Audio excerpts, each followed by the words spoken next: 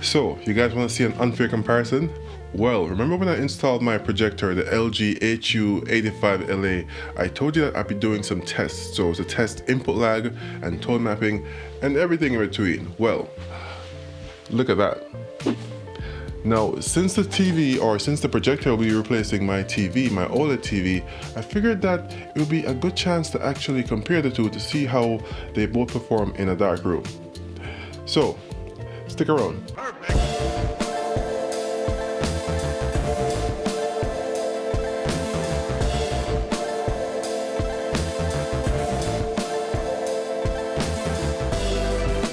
So if you're a subscriber to the channel, then you know that on this channel we do a lot of comparisons. So comparing from OLED to QLED to audio comparisons.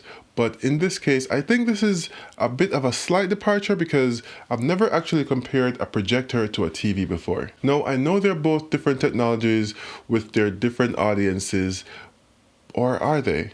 I mean, they both excel in a dark room and they both try to bring the movie theater experience to your home. One's just bigger than the other one. And since this projector is vying to replace my OLED TV, then I think it's only fair that I compare how they both perform in said dark room. Maybe it's not that unfair after all. Now, if you don't know the specs of this projector, then I suggest you watch my installation video linked up there where I covered all the specs of the projector. I won't delve into that again for this video because we have work to do. So in this video, we'll be testing input lag, tone mapping picture performance, and also comparing the picture performance to the OLED TV, all in 4K HDR. So if you're new to the channel or not new but just haven't subscribed yet for whatever reason, then you should definitely hit that subscribe button.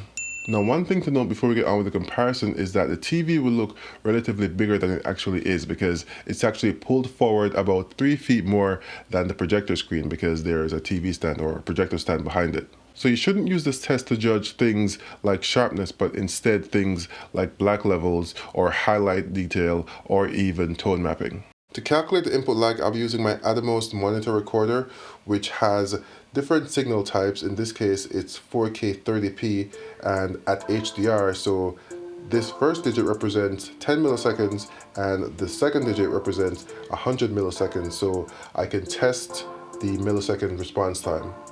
All right, let's go. Let's start by calculating the input lag for various signal types. Now, first up is 4K 30 frames per second in HDR. And as you can see, the input lag is approximately 100 milliseconds. Here are all the resolutions and frame rates I tested, and it's apparent that the projector has a bias for high frame rate HDR because in that mode, the input lag is much lower than any other mode.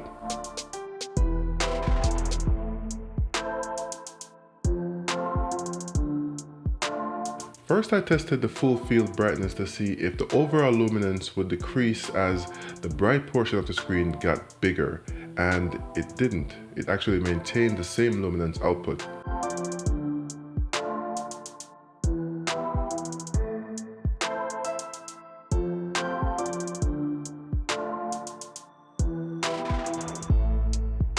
The brightness settings for this test is 1000 nits, and here we'll be testing the tone mapping. So as you can see, it maintains highlight detail all the way to 1000 nits.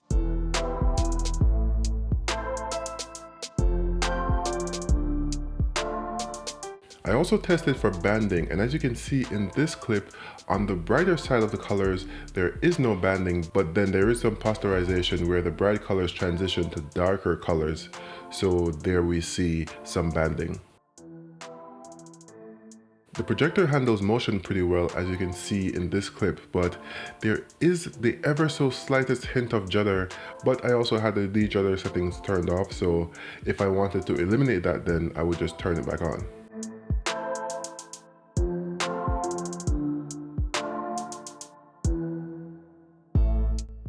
It also performed very well in the star field test, and I noticed no black crush.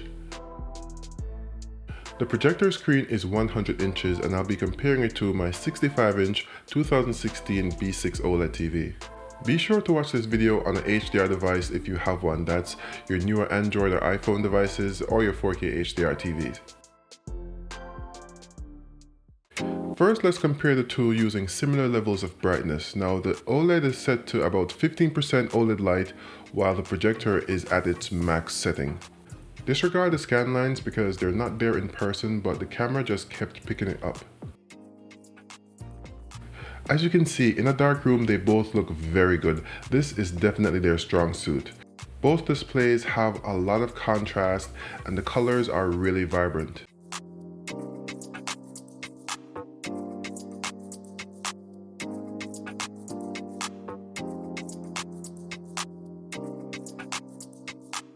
But then let's see what happens when we have some ambient lighting and we increase the brightness on the OLED.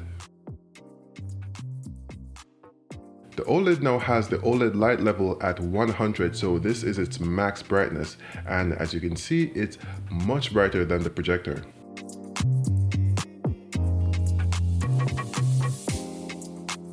Even though the projector has an ambient light rejecting screen, it still cannot compete with a display, a TV, in a room with ambient lighting. None of the settings on the projector has been changed, of course. This is just how much of a difference there is between the luminance output of both displays.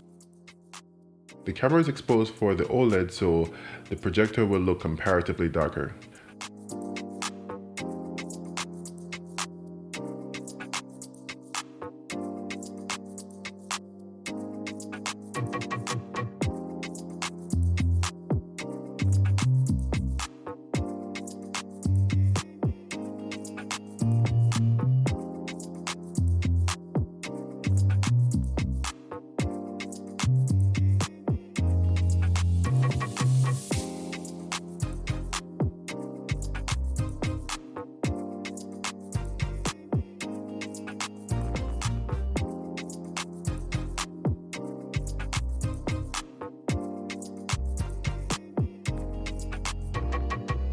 Although the black levels on the projector is good in the dark room, it's still not as completely black as the OLED TV, and it will never get as completely black as the OLED TV. As I said in the installation video, the black performance of the projector is more like an edge-lit TV because it will always have some amount of luminance on the black portions of the screen, while the OLED TV can get completely dark.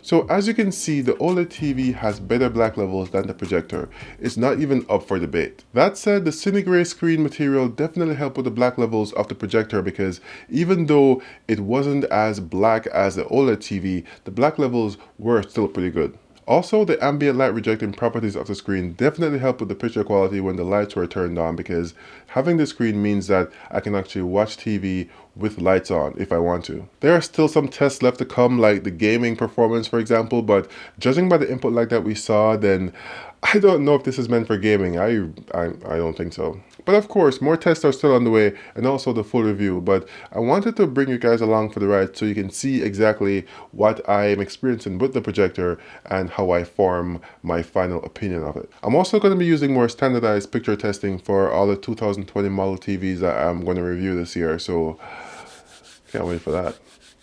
But in other news, we passed 20k subscribers this week and it is awesome. I think I'll do another giveaway when I get to 25k subscribers. So if you haven't subscribed yet and you want a chance to win whatever prize, I think last time I gave away an Apple TV 4K, I may do the same this time, or maybe an Nvidia Shield, or just let the winner choose. I don't know, we'll see.